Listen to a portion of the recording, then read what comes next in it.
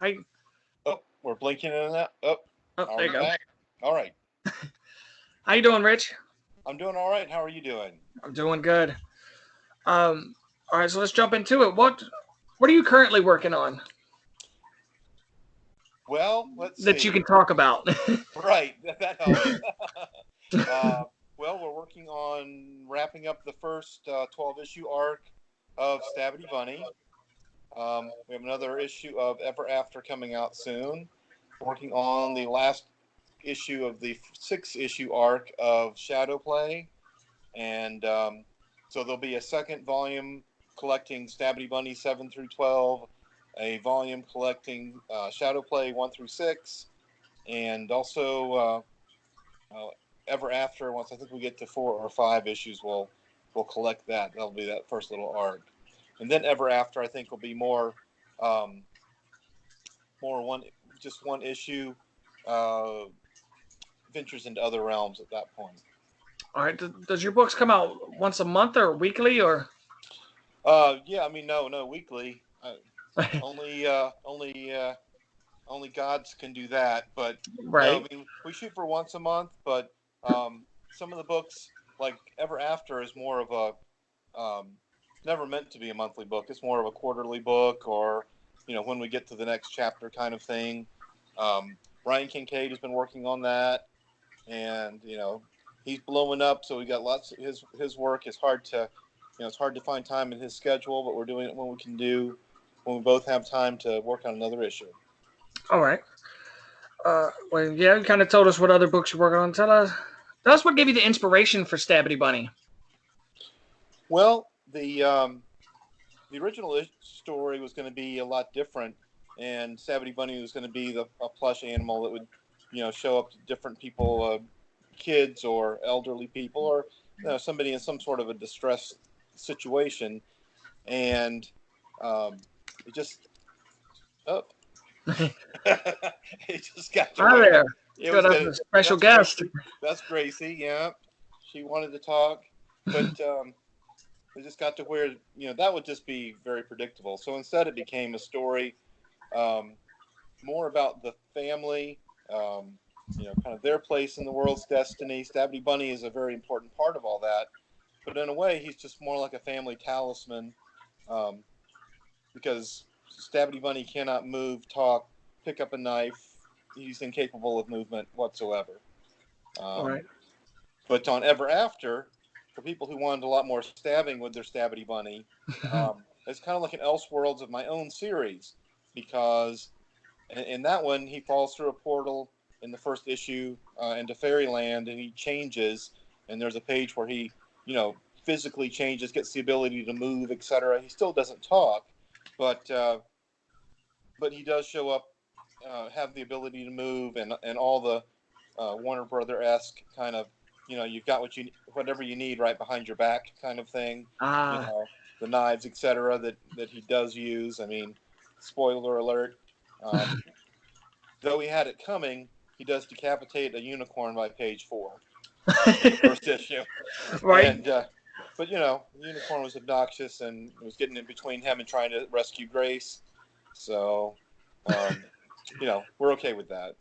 All right. You should do like the limitless bag where they got like a small bag and they just keep pulling like rocket launchers and everything out of the bag.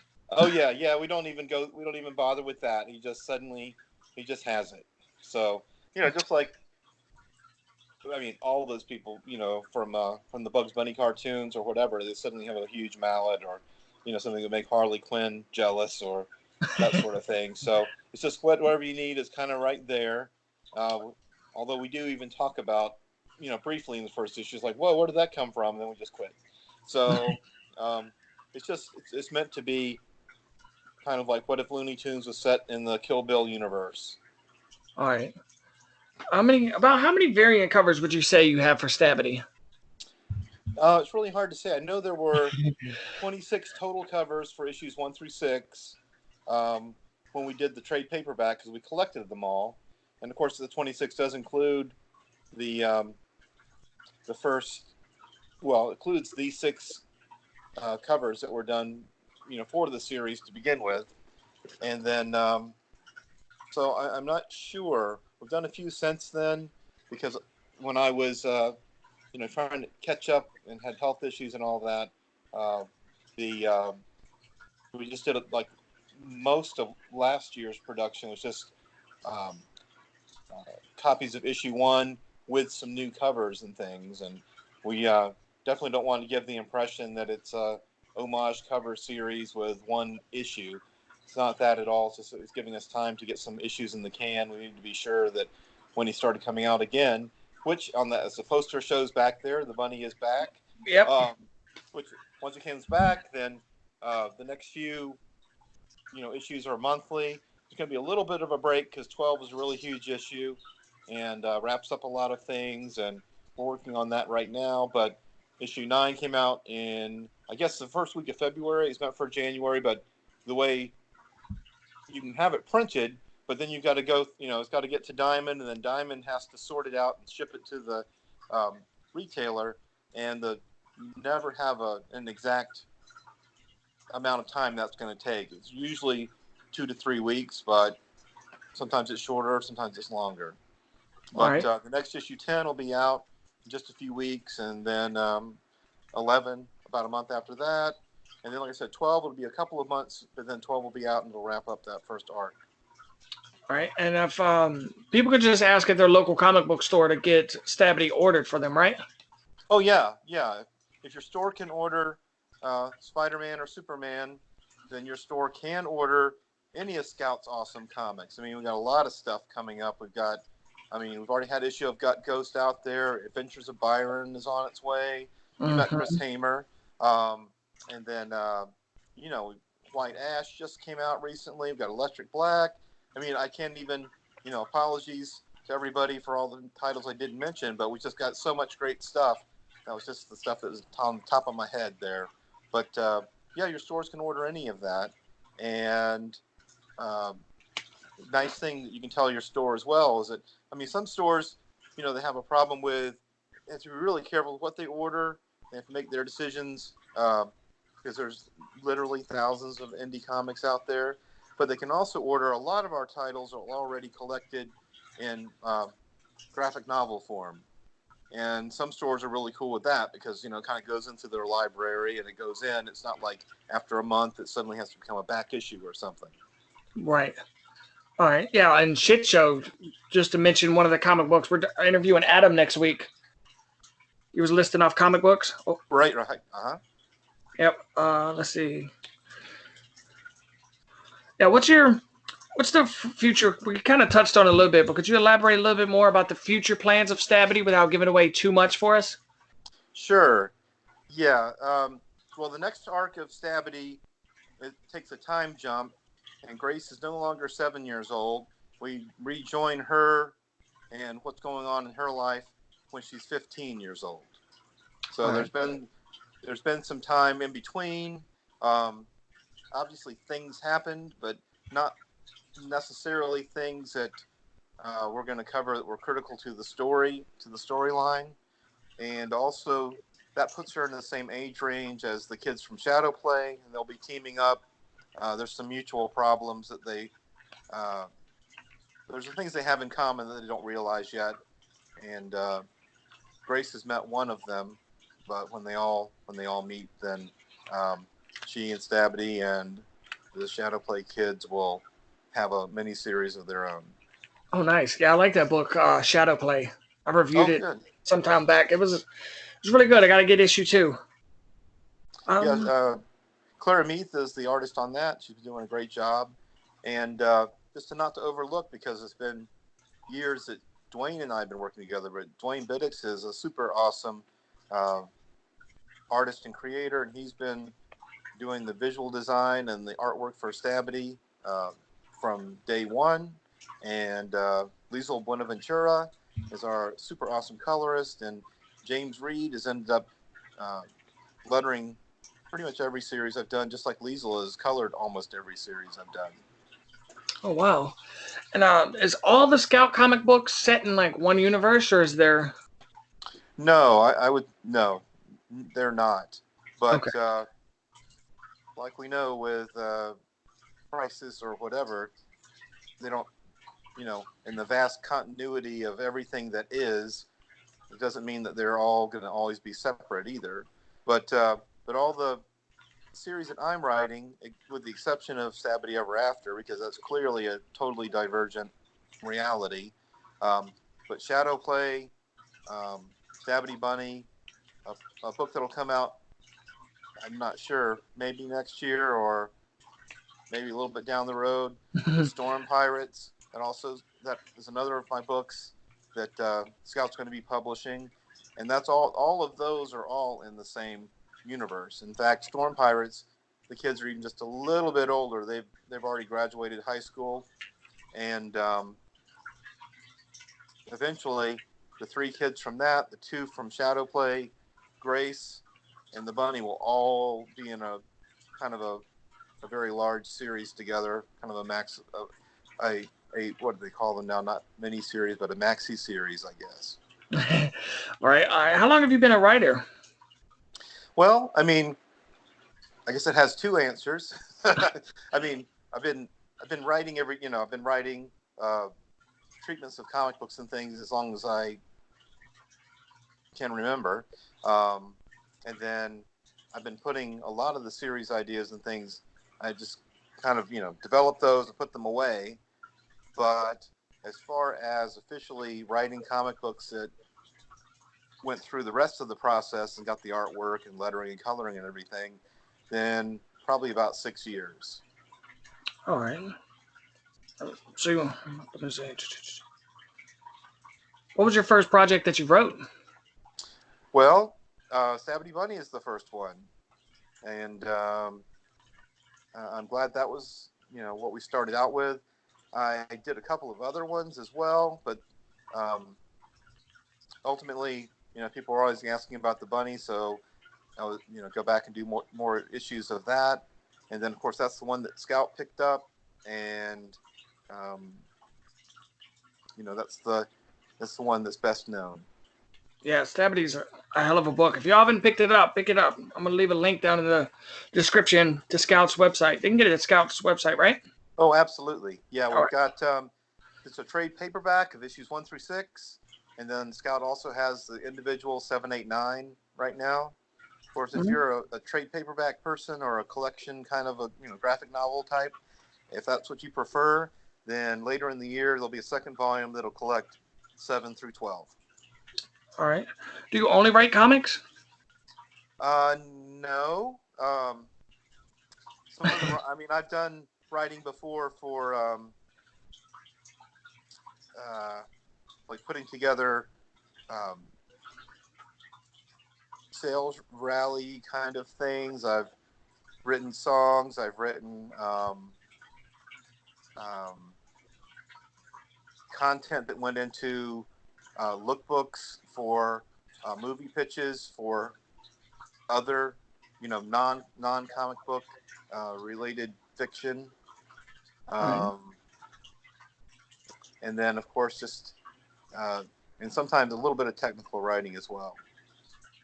All right. That's very interesting.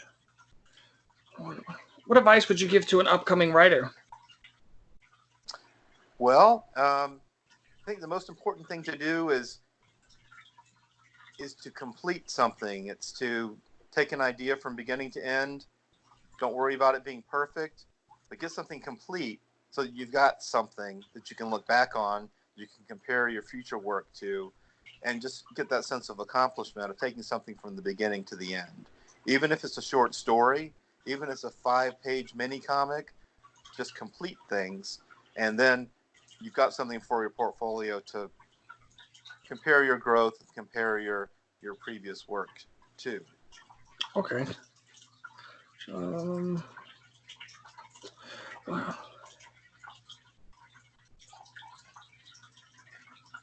Is there anybody? Yeah, that's kind of the same question. I don't know why I asked the same question over and over. Kind of out of questions. Is there anything you want to tell us about that we didn't touch on? Well, I just think that it's an exciting time in comics. It's there's, of course, the big, I don't know, what the big two used to be, the big two, but now it's got Image and to a certain extent Dark Horse and some of the others as well. So the big 6 or 7, and then there's other smaller press, books. And there's also just the ability to not rely on anyone and to take your own idea and to take it from concept all the way to product now. So, and that's just about getting out there, getting your part done. If you're the writer, and if you're an artist, then that's honing your craft and doing your homework and building the foundation of your skills. But if you've got something you want to see come to life now, they're no longer gatekeepers can't stop you. You can get anything out there now, and it's just important to make the connections to reach out in the various comic book communities. You'll find that a lot of other creators are very friendly and open, and that you can get a lot done. I think that you need to find people that are of like mind, that are suited to the project. You don't want any force fits going on, because in the long term that won't last. But it's just knowing that you can do it if you want to take the steps and like say, eat the elephant one bite at a time kind of thing. You just got to map it out, and if you want to get a book out there, you can do it. There's all kinds of. It used to be that you had to worry about some huge print run for the web presses and traditional printing, but now with digital printing, and now with places like Kaboom and other small, other digital printers that'll print one comic book if you want. It's like Valor up there. They'll print one for you if you wanted it. Right. So you can get them done. You need to do it though because you love it. Don't do it thinking there's a ton of money that is going to be the next Walking Dead and everything. If you're doing it for that reason, that could lead to frustration. If they do it because you love it and because you just want to share your story with the world and you want other people to be able to read that and enjoy it. There's the other thing is there's a lot of smaller press like Scout that absolutely is taking submissions all the time. But you pretty much need to come to Scout already with something that's either the team's assembled and you're ready to go and you know what you're wanting to do. Don't really approach Scout with a rough story concept and want them to build a team for you or anything. But if you bring your team and you've got some pages or some something to be looked at to where we get a feel for it, then Scout's getting a lot of great stuff out there. Oh yeah, Scout's got a lot of great books. Yeah, and it's just going to get better and better. I mean, I've seen the schedule for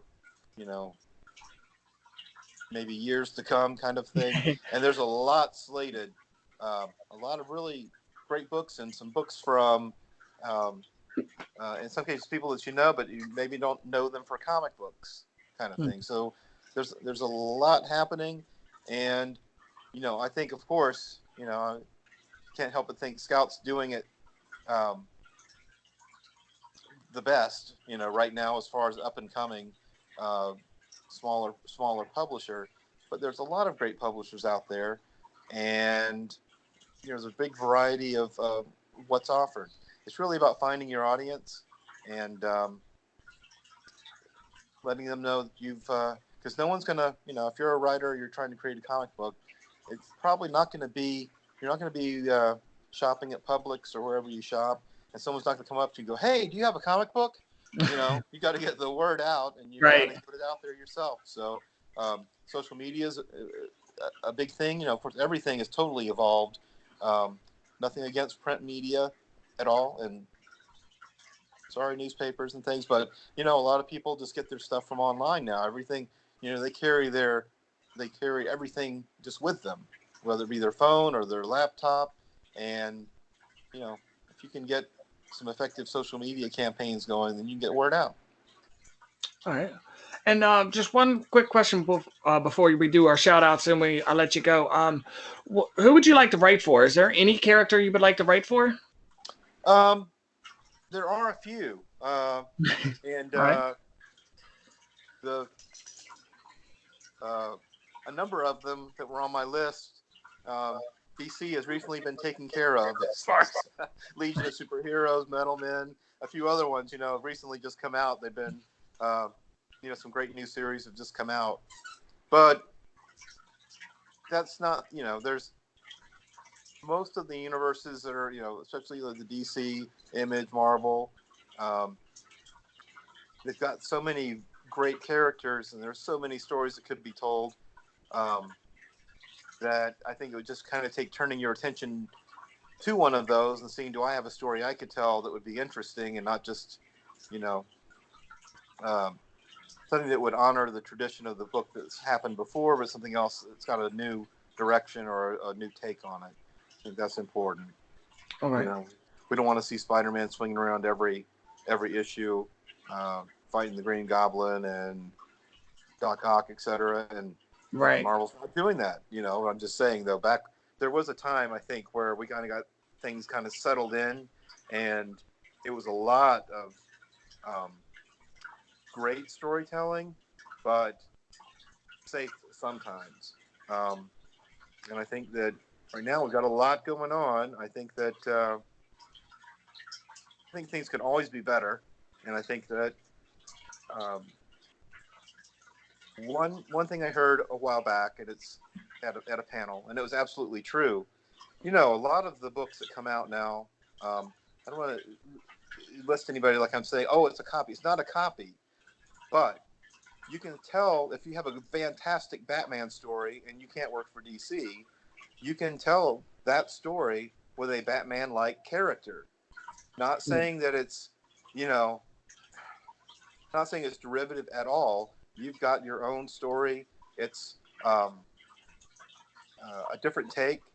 And yeah, it's reminiscent of, but you can tell a really fantastic original story that you think would have been suited to one of those characters. You don't have to wait anymore for the big two to give you the nod. You can do something that obviously doesn't encroach upon their trademarks and everything, but you can tell your own story. So there's a lot of opportunity out there. 20, 30 years ago, that was not the case. And I think it's a great opportunity. All right. Do you have any shout outs? Oh, I mean, yeah, all the creative teams I've ever worked with, like I said, Dwayne Biddix is fantastic, and I think he's getting some other more exciting work very soon. Liesl Buenaventura has been the foundation of all the color, the mood, the atmosphere of the books, and she's able to bring whatever's needed, whether it be the kind of lighthearted, crazy, cartoony violence of Ever After, or the more somber storytelling that you'll see in Storm Pirates. I've had the honor of working with Drew Moss on Storm Pirates. He's fantastic. He's done a lot of other work now. Not that he hadn't before, but he's gone on to do even more work.